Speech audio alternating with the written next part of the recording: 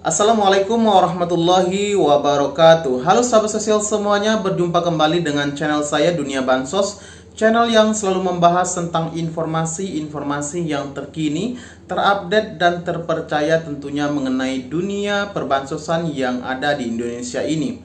Halo sahabat sosial semuanya, apa kabarnya sore hari ini? Semoga kabar sahabat sosial tetap dalam keadaan baik, sehat, dilancarkan segala urusannya, dimudahkan dalam mencari rezeki. Amin, amin, ya robbal alamin.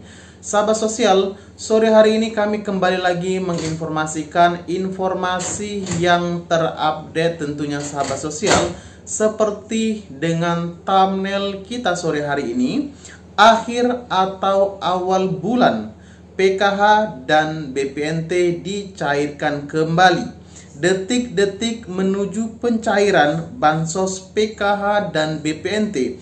KPM dengan kategori ini tidak akan dicairkan lagi. Nah, tentunya sahabat sosial semuanya, sebelum kita lanjut ke informasi yang selengkapnya, sekali lagi kami mohon dukungan dan bantuannya kepada teman dan sahabat sosial semuanya untuk like, komen, dan share informasi ini sebanyak-banyaknya. Kemudian juga kami mohon untuk di subscribe dan diaktifkan lonceng notifikasinya supaya teman dan sahabat sosial semuanya tidak ketinggalan informasi yang terkini, terupdate, dan terpercaya tentunya dari channel Dunia Bansos.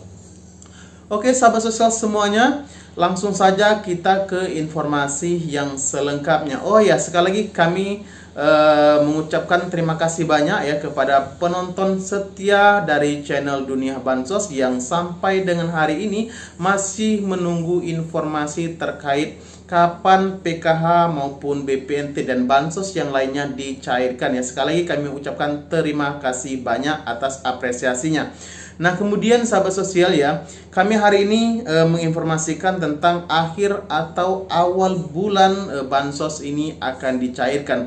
Sahabat sosial ya, sebelum kita melanjutkan apakah ini akan dilanjutkan pencairannya di akhir ya, di akhir bulan, karena ini memang Mei sudah berada di akhir bulan ya. Kemudian juga atau nanti justru dicairkan di awal April. Tapi yang jelas ya, teman-teman dan sahabat sosial harus mengetahui terlebih dahulu ya.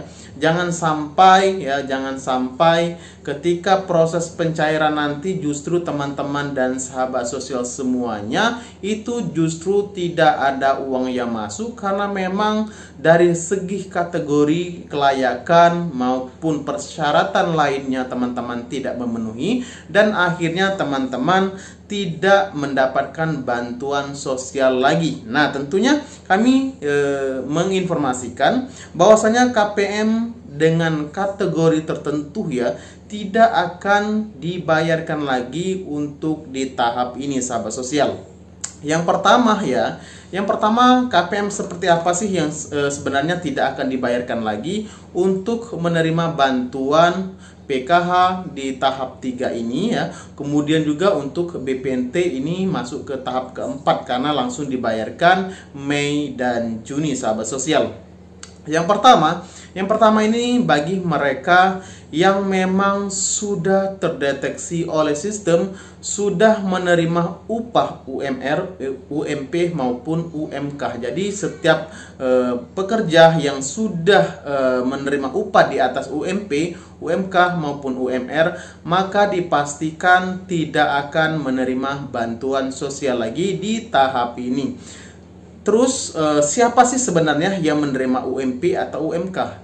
Nah, khususnya di dalam satu keluarga, ingat ya, catatannya adalah dalam satu keluarga satu kakak. Ketika mereka di dalam satu keluarga maupun di dalam satu kakak ini terdapat satu orang saja yang menerima upah di atas UMP, UMK maupun UMR, maka dipastikan tidak akan menerima bantuan sosial lagi teman-teman dan sahabat sosial seperti itu. Itulah aturannya. Lantas bagaimana kalau anaknya yang bekerja, kemudian juga istrinya yang bekerja, atau justru dalam satu kakak tersebut terdapat cucunya yang bekerja ya, dan mereka mendapatkan upah yaitu di atas UMR, UMK maupun UMP. Nah, sekali lagi siapapun yang bekerja di dalam satu kakak tersebut ya, ketika gajinya di atas UMR ya, maka dipastikan tidak akan menerima bantuan sosial. Loh Pak, kan ini anak, kan ini cucu ya. Banyak sekali yang protes seperti itu. Tetapi sekali lagi inilah aturan yang telah dikeluarkan oleh Kementerian Sosial ya. Jadi mereka tidak berhak lagi menerima bantuan sosial PKH maupun BPNT, bahkan bansos yang lainnya, teman-teman dan sahabat sosial ya. Memang secara logika kita pun tidak menerima ya, saya sendiri pun tidak menerima ya, secara logika dan akal sehat ya. Tetapi inilah aturan yang memang sedang berlaku saat ini sahabat sosial. Karena di poin yang pertama ini ya, gaji di atas UMR ini banyak sekali teman-teman kita yang terimbas ya, sehingga bantuan sosial sampai dengan hari ini ya itu tidak dicairkan lagi teman-teman dan sahabat sosial. Kemudian kelompok yang kedua ini, kalau yang pertama adalah gaji di atas UMR, yang kelompok kedua ini bagi mereka yang mempunyai komponen ya, mempunyai komponen anak sekolah yang putus sekolah, sehingga akhirnya pas ketika dicek datanya itu sudah tidak aktif lagi di data kependidikan ya. Kemudian juga bagi mereka yang memang saat ini ada yang lansia ya, lansia yang sudah meninggal dunia ya, ketika update data atau update KK biasanya mereka tidak aktifkan lagi ya. Justru yang bagi mereka yang sudah tidak diaktifkan lagi ini, teman-teman dan sahabat sosial, akan berimbas kepada bansos mereka itu sendiri, akhirnya tidak juga dicairkan ya, baik yang anak yang putus sekolah ya, maupun yang punya lansianya sudah meninggal dunia karena update di KK seperti itu. Dan juga ada juga ya faktor yang lainnya, karena misalnya anak yang sekolah justru pindah sekolahan ya, pindah dari sekolah A ke sekolah B, ini juga biasanya membutuhkan update ya, update yang tidak singkat ya, justru membutuhkan waktu berbulan-bulan sehingga terupdate di sistem kami seperti itu ya. Yang pindah sekolah juga biasanya kebanyakan tidak dibayarkan sahabat sosial ya, karena memang ada waktu yang dibutuhkan untuk mengupdate di sistem seperti itu. Nah, kemudian yang selanjutnya yang banyak sekali yang kami temukan adalah yang kelompok yang ketiga ini adalah karena mereka sudah dinyatakan mampu oleh pemerintah setempat ya. Ini juga banyak sekali yang kami temukan teman-teman dan sahabat sosial ya. Mereka ini tidak layakkan oleh pemerintah setempat karena memang secara ekonomi sudah bisa dilihat bahwasanya mereka ini sudah mampu ya, sudah mampu secara ekonomi ya. Sebenarnya kategori mampu itu seperti apa? Sebenarnya bisa dilihat dari pandangan kami saja tuh sebenarnya sudah bisa dilihat ya, ketika melihat rumahnya seperti apa, kendaraan yang dimiliki ada berapa, kemudian juga dari pekerjaan dan gaji ya, itu juga sudah bisa memberikan penilaian ya, sehingga teman-teman itu sebenarnya masih layak atau tidak menerima bantuan sosial. Nah, tentunya ya pemerintah setempat juga ikut mengawal ya terkait warganya, apakah memang mereka ini masih layak atau tidak. Ketika pemerintah setempat telah mengkategorikan bahwa memang teman-teman dan sahabat sosial itu sudah dikatakan tidak layak lagi menerima bantuan ya, karena memang sudah dalam kondisi ekonominya menengah, maka dipastikan juga teman-teman tidak dibayarkan lagi untuk tahap selanjutnya, karena memang secara sistem di DTKS ya itu akan berubah ya, keterangannya yang tadinya menerima bantuan sosial berubah menjadi tidak layakkan ke pemerintah setempat untuk menerima bantuan sosial seperti itu ya.